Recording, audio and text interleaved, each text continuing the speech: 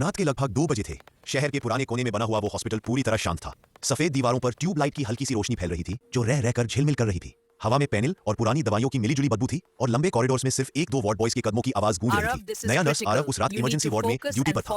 ये उसकी पहली नाइट ड्यूटी थी और दिल बेवजह ही तेज धड़क रहा था। सीनियर नर्स ने जाते वक्त बस इतना कहा था, आईसीयू के तीसरे फ्लोर पर बिना बिना बुलाए मत जाना। आरव ने बात को मजाक समझकर टाल दिया। कुछ घंटों बाद जब सब ठीक लग रहा था तभी आईसीयू के अलार्म सिस्टम में हल्की सी बीप सुनाई दी। स्क्रीन पर एक बेड नंबर ब्लिंक कर रहा था पर उस बेड पर कोई पेशेंट एडमिट ही नहीं था।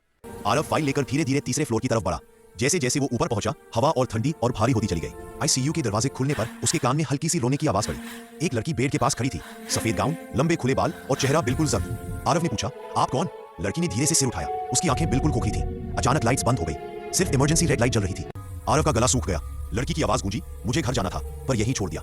ये कहकर वो हवा में ही धुंधली सी होकर गायब हो गई। आरव भागते हुए नीचे आया। सुबह सीनियर नर्स को सारी बात बताई।